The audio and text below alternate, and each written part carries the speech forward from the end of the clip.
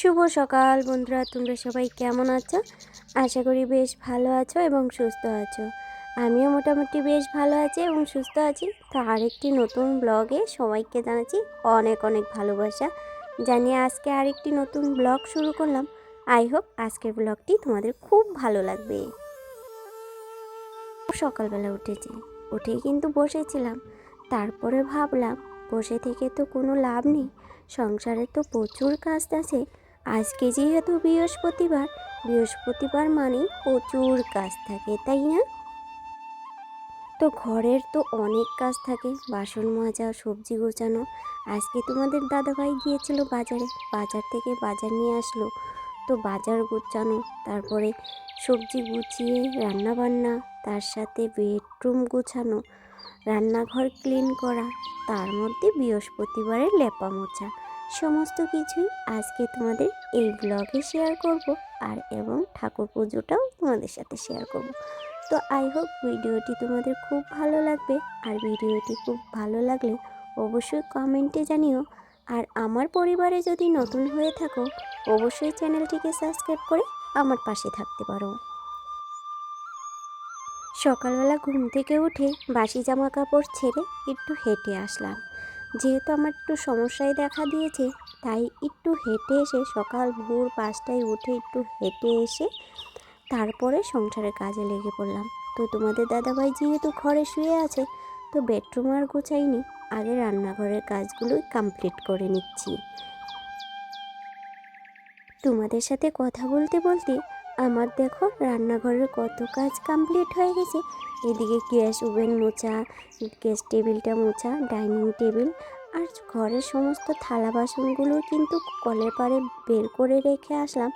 আর এখন রান্নাঘরটা মোছার পালা।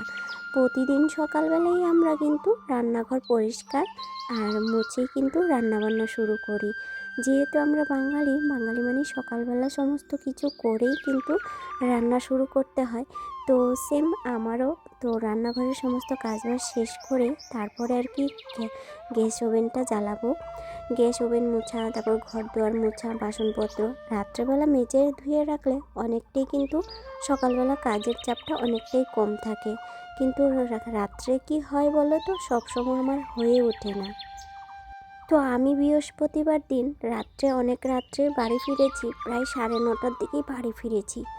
তো বাড়ি ফিরে এসে রান্না করে তারপরে খাওয়া দাওয়া করে থালা বাসন মাজতে আর ইচ্ছে করেনি। আর তো তোমরা জানো যে বিয়ের সিজন চলছে, তো কাজ তো থাকে পার্লারে, তার জন্য আর কি কাজ রাত্রে করে রাখতে পারিনি, তাই পরের দিন প্রচুর কাজ বেরিয়ে গিয়েছে। তো রান্নাঘর মোছা কমপ্লিট। আর এখন দেখো তো তোমার বাসন মাজতে বসেছি। আর তোমাদের দাদাভাই এখানে আমার সাথে গল্প করছে। ওই যেহেতু বাজারে যাবে, তো বাজার থেকে কি কি আনবে সেগুলো আর কি গল্প করছিল। তো আমি কি কি আনবে না আনবে সেটা বলে দিয়েছি। তো ও তো চলে গিয়েছে। আর এখন দেখো আমি থালা বাসনগুলো কিন্তু মেজে নিলাম। এখন দেখো বাসনগুলো ধোয়া আমার প্রায় শেষের দিকে। আর এদিকে ছেলেকে বলছি যখন 5জন মাজা হয়ে গেছে, তো বললাম নিয়ে যাওয়ার জন্য, তো ছেলে কিন্তু নিয়েও গেল। তো তোমরা ভাবছো এটা কিসের পাতা? হ্যাঁ, এটা নাম হলো পাথরকুচি পাতা। এটা এই নামেই পরিচিত, মানে আমরা এটা নামেই জানি। তো এটা তোমাদের দাদাভাই সকালবেলা নিয়ে আসলো আমার জন্য।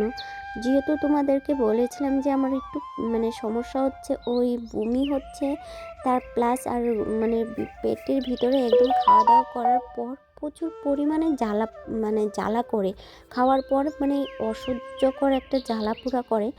তো তার জন্য তো তোমার মানে একটা জেঠি বলেছে যে এই পাতার রস খাওয়ার জন্য। তো আমি ফার্স্ট টাইম তো এইসব পাতা একদম তিতা, মানে কোনো পাতা তিতা জিনিস জাতীয় আমি কিন্তু কখনো খেতে চাই না, আমার ভালো লাগে না। তারপরে এটা খাবো মানে কেমন একটা ফিল হবে বুঝতে পারছি না। তো দেখো আমি গ্লাসের মধ্যেই থেতো করে রসটা বের করেছি। এখানে আমার বড় ছেলে মানে কি বলছে, আমাকে বলছে এত বড় হয়ে গেছে তাও খেতে পারে না, কিরকম মানে আমার ছেলে এসব বলছে। তা আমি আর কি বলবো, কিছু করার নেই। তারপরে খেলাম, যেহেতু অসুবিধায় ভুগছি তাই না, খেতে তো হবেই। তাই খেয়ে নিচ্ছি, খালি পেটে খেতে হয়। তো সেটা আমি খাচ্ছি। আর এখানে আমার ছেলে বলছে দেখো আমি খেয়ে দেখাবো, আমাকে এখনই করে দাও। পরে গ্লাসটাকে তো যাই হোক, ওর সাথে খেলা করতে করতে আমি খেয়ে নিলাম। তারপরে এই যে সকালবেলা চলে আসলাম একদম এখন চায়ের করার জন্য।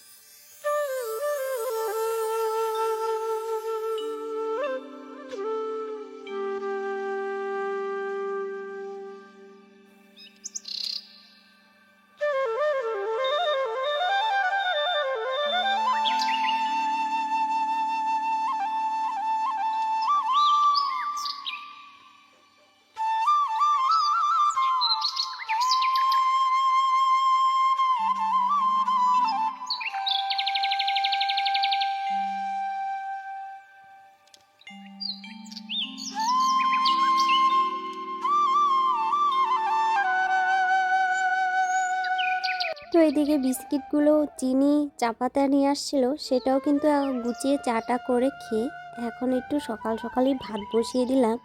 যেহেতু সকালবেলা ওই তাতানার অন্য খাবার খাচ্ছে না, ওকে কিন্তু একটু ভাতই খাইয়ে দিচ্ছি সকালবেলা। সকালবেলা ওই একটু বিস্কিট একটু দুধ দিয়েছি, তো এখন প্রায় ওই 9:30 মতো বাজে। তো এখন একটু ভাতটা করে নিই, 10টার দিকে একটু ভাত খাইয়ে দিব। তো তার জন্য আমি দেখো একটু ভাত বসিয়ে দিব, তার সাথে কিন্তু একটা আলু দিয়ে দিব। যদি অন্য কিছু রান্না না হয় তো ওকে আলু দিয়ে কিন্তু ভাতটা খাইয়ে দিব 10টার দিকে। তো অনেকক্ষণ থাকবে, অন্য খাবার একদমই খেতে চাচ্ছে না। তো একটু ভাতটা মানে খাওয়া আর কি অভ্যাস হচ্ছে, তো ভাবলাম না একটু ভাতই খাইয়ে দিই ওকে। তো আমারও সুবিধা হয়ে যাবে, ভাত খেলে আর মনে করো অন্যান্য খাবার তৈরি করার এত একটা ঝামেলা থাকে না। তো যাই হোক, এদিকে আমি ভাতটা বসিয়ে তোমাদের দাদাভাই যে সবজি বাজারগুলো নিয়ে আসছে, সেই বাজারগুলো আমি এখন সবজি বাজারগুলো একটু গুছিয়ে নিচ্ছি। তো এক এক করে তো নিয়ে আসছিল আলু, আলু অল্প পরিমাণে ছিল, তারপরেও কিন্তু আলু নিয়ে আসলো, বাঁধাকপি, পেঁয়াজ, শসা, তারপর টমেটো কিন্তু ছিল আগে। তো এসব নিয়ে আসছে, আর তার সাথে কিন্তু চিকেনও নিয়ে আসছে। যাই হোক, সবজি টবজি গুছিয়ে ভাতটা নামিয়ে তাতানকে খাইয়েও এখন দেখো বেডরুমে চলে আসলাম। তো বেডরুম গুছানোর পালা। তো সকালবেলা তো বেডরুমটা ঝাঁট দিয়েছি, তো গুছানো হয়নি। তো এখন দেখো বেডরুমটা একটু হালকা পাতলা গুছিয়ে নিব। প্রতিদিন গুছালে অত একটা চাপ হয় না, প্রতিদিন আর কি যেহেতু ক্লিন করা হয়, তারপরে একটু হালকা পাতলা করে গুছিয়ে নিব আজকে।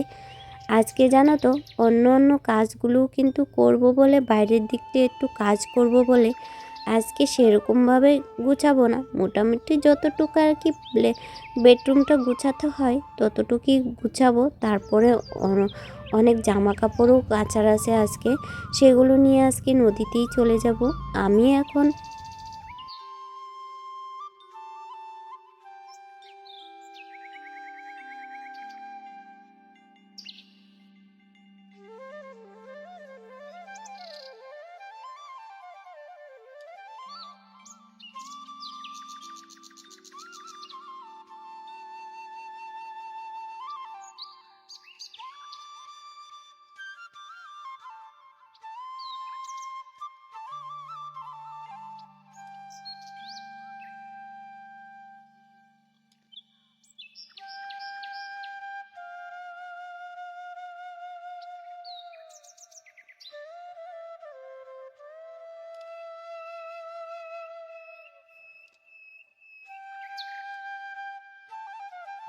ঘর দুয়ার গুছিয়ে নদীতে গেলাম, তো সেখানে জামা কাপড় কেচে একদম মেলে টেলে এখন যেহেতু রান্নাটা বাকি ছিল, তো এখন রান্না করার পালা। তো দেখো আমি কেটে ধুয়ে পরিষ্কার করে নিয়েছি সমস্ত কিছু আর কি, যেটা চিকেন রান্না করার জন্য যা যা লাগে।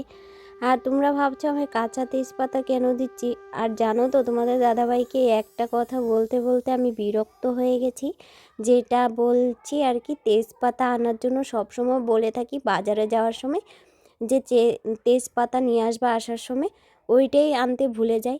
তো আর কি করব, এখন রান্না করার সময় যদি তেজপাতা না দিই ভালো লাগবে না। তাই একটা আমাদের বাড়িতেই গাছ আছে, ছোট্ট গাছ, সেইখান থেকে আর কি তেজপাতা ছিঁড়ে এনে এই যে রান্না করছি। প্রত্যেকটা কিছুদিন ধরে তোমরা ব্লগে ফলো করবে, আমি যখনই চিকেন রান্না করছি তখনই কিন্তু দেখবে ওই কাঁচা তেজপাতা ইউজ করছি। আর কি বলবো, এই যে মনেই থাকে না। তো দেখো এখন প্রায় আমার কষানো হয়ে গেছে মাংসটা, মানে চিকেনটা। তো তোমাদের দাদাভাই জানো তো ওই ঝোল দিলে খেতে একদমই পছন্দ করে না, তো সবসময় বলে আমার জন্য কিন্তু কষানো রেখে দিও। তো তার জন্য তোমাদের দাদাভাইয়ের জন্য একটু তুলে রাখছি, আর বাকি যে আর কি সবজি মানে চিকেনটা আছে সেখানে কিন্তু আমি জল দিয়ে দিচ্ছি। তো আমি জানো তো চিকেন একদমই সিম্পল রান্না করি। তো আজকে আবার চিকেনের মধ্যে টমেটো ইউজ করেছি, জিরা, লঙ্কা, কাঁচা লঙ্কা, পেঁয়াজ, আদা এসবই আর কি প্রতিদিনের নিত্য আর কি প্রতিদিন যেভাবে রান্না করা হয় সেরকম, মানে স্পেশালভাবে কোনো রান্না নয়, সিম্পলভাবে যেটা আমরা ঘরোয়াভাবে রান্না করি সেরকম কিন্তু রান্না করেছি। তো চিকেন রান্না হয়ে গেছে, তো ভাবলাম একটু বেগুন ভেজে নিই। তার জন্য দেখো বেগুন অল্প পরিমাণে কেটে নিয়েছি। তো কেটে এখন দেখো নুন হলুদ দিয়ে ভালো করে মেখে নিচ্ছি। মেখে কিন্তু তেলটাও বসিয়ে দিলাম ওই সাইডে। তো তেলটা গরম হতে হতে এদিকে আমি বেগুন হলুদ মাখিয়ে নিচ্ছি, আর এখন এক এক করে ভেজে নিব। তো রান্না শেষে যাব একটু আর কি মাটি আনতে। এই যে বাড়ির কাজ শেষ করে যে এখান থেকে মাটি নিতে আসলাম, দেখতে পাচ্ছ এখান থেকেও সবাই নিয়ে মাটি ঘরদুয়ার লেপে, তো আমিও নিয়ে যাচ্ছি। তো একটু বাইরের দিক দিয়ে একটু লেপবো বলে। তো রান্না দেখো তো ছাগলগুলা কি ভেবাচ্ছে। তো রান্না বান্না শেষ করে এই যে এখন স্নান করার আগে ভাবলাম একটু লেপবো বলে এই যে মাটি নিতে আসছি। তো চলো একটু মাটিগুলো নিয়ে নিই, তারপরে তোমাদের সাথে দেখাচ্ছি। বাইরের একটু রাস্তার পাশটা একটু লেপবো, যেহেতু আজকে বৃহস্পতিবার তাই ভাবলাম একটু লেপামোছা করা যাক। তো চলো এবার একটু মাটিতে তুলে নিই। এইখান থেকে কিন্তু অনেকেই মাটি নিয়ে থাকে, তো দেখতেই পাচ্ছো অনেকেই মাটি নিয়ে কিন্তু ঘর যারা উনুনে রান্না করে উনুন বানায়। তো আমাদের এখানে সবসময় ভালো মাটি পাওয়া যায় না, কেন যেহেতু আমাদের এইখানতে প্রচুর বালি আর এবং পাথরের জায়গা, তো তার জন্য ভালো মাটি পাওয়া ভীষণ টাফের ব্যাপার। তো একটা জায়গায় আর কি খুব ভালো মাটি পাওয়া যায়, সেখান থেকে গিয়ে আমি একটু বালতি ভরে নিয়ে আসলাম। তো দেখো এখন লেপার পালা। তো দেখো আমি এইভাবে আগে জানো তো বেশ বেশি করে করে লেপা মোছা করতাম, যখন অনেক আগের যখন তোমরা ব্লগ দেখেছো তো তারা জানবে, মানে আমার অনেক আগের থেকেই ব্লগ বানানো, কিন্তু আমি চ্যানেলটাকে সেরকমভাবে গ্রো করতে পারিনি। মাঝখানে আমি অনেক দিন গ্যাপ দিয়েছিলাম, মানে কাজ সঠিকভাবে করিনি। তো এখন থেকে আবার শুরু করলাম। তো তখন আগের ব্লগে তোমরা দেখেছো হয়তো, যারা দেখেছো তো অনেক আর কি লেপামোছা করতাম। এখন প্রচুর হাতে সময় কম থাকে বলে কিন্তু সেরকম লেপামোছা করা হয়ও না।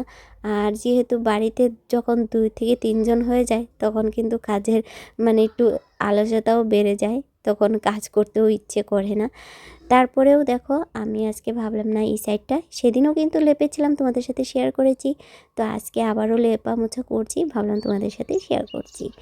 তো তোমরা জানিও আমার লেপার ভিডিওগুলো তোমার